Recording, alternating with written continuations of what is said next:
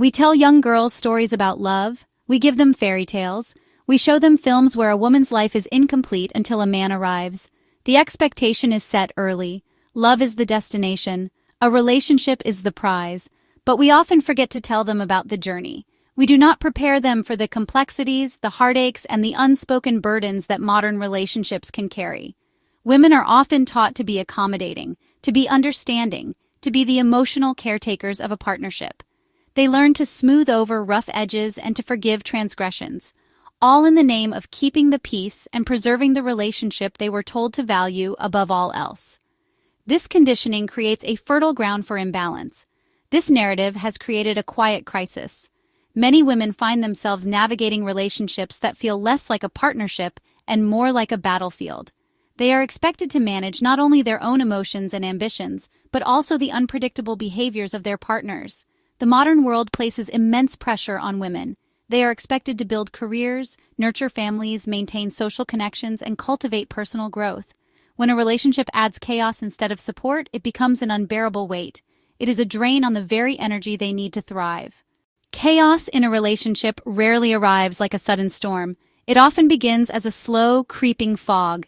It starts with small, seemingly insignificant lies, a story that does not quite add up, an unexplained absence, a phone call taken in another room.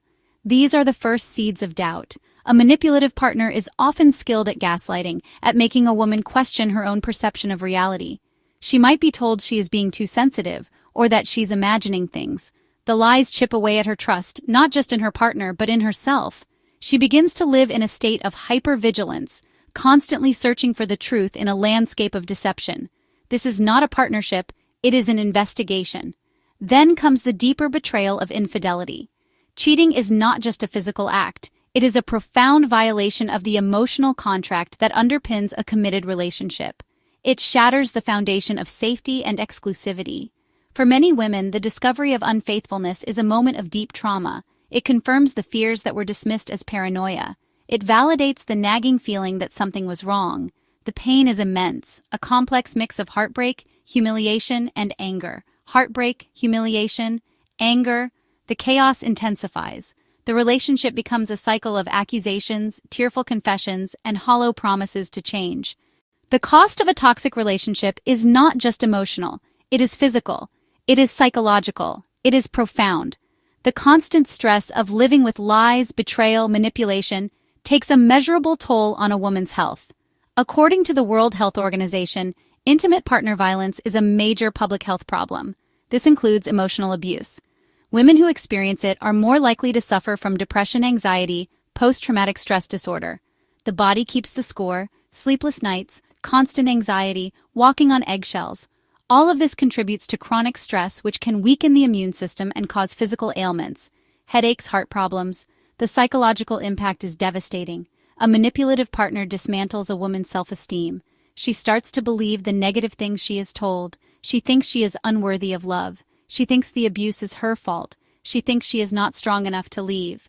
This erosion of self-worth is a deep, lasting wound. It can affect her ability to trust others. It can prevent her from forming healthy relationships. A quiet revolution is happening. It's not being televised, and honestly, there are no grand pronouncements. This change is unfolding in the hearts and minds of individual women everywhere. It's that moment when a woman decides her peace is more valuable than a chaotic partnership. And really, this decision is an act of profound courage. It's the choice to stop participating in the drama.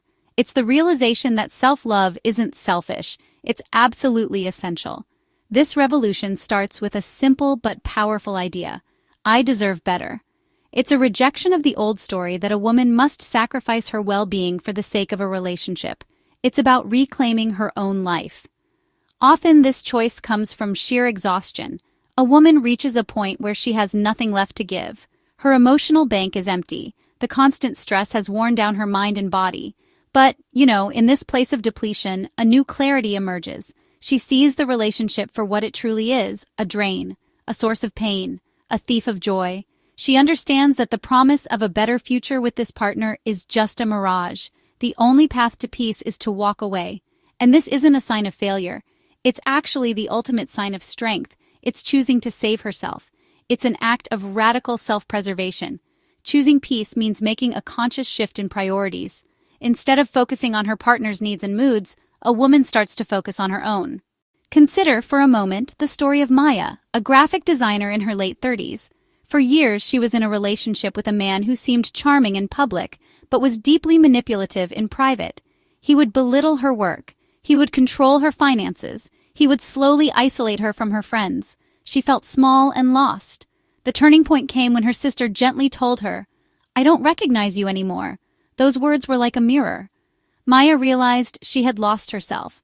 With the help of a therapist and her family, she found the courage to leave. Today, 2 years later, she runs her own successful design studio. She travels. She's reconnected with old friends. "The silence in my apartment used to feel lonely," she says. "Now, it feels like peace. It is the sound of my own freedom." Then there's the story of Sarah, a teacher, and a mother of 2. Her husband's infidelity was a long, painful secret she tried to ignore for the sake of her children. She believed that a broken home was the worst thing that could happen to them. But she saw the toll the tension was taking. Her children were anxious. Her home was a place of sadness, not sanctuary. She finally decided that a happy mother in 2 separate homes was better than a miserable mother in one. The divorce was difficult, but the aftermath was a revelation. Her home became a place of laughter and calm. We are witnessing the rise of a new kind of woman. She is empowered, she is independent, she is self-aware. This isn't a woman who is against love or partnership, far from it. Instead, she's a woman who has redefined the terms of engagement. She understands her own value. She knows she's not a project to be fixed. She knows she's not a possession to be controlled. She is a whole person, and she expects to be treated as such. Her empowerment comes from education. Her empowerment comes from financial independence. Her empowerment comes from a deep, internal sense of self-worth that doesn't depend on external validation. She is the product of generations of women who fought for her right to be more. This empowerment really shows up in her choices. The modern woman prioritizes education. The modern woman prioritizes career. She has financial autonomy. Financial autonomy gives her the freedom to leave a relationship that isn't serving her. The collective shift of women choosing peace over chaos is more than just a personal trend. It's really a societal evolution. It signals a new horizon for relationships and for our culture as a whole. When women refuse to tolerate toxicity, they force a change in the men who wish to be their partners. They're creating a new market for love, emotional intelligence, honesty, respect. This is the new horizon, and it's bright with the promise of a more equal, more respectful, more peaceful world for all.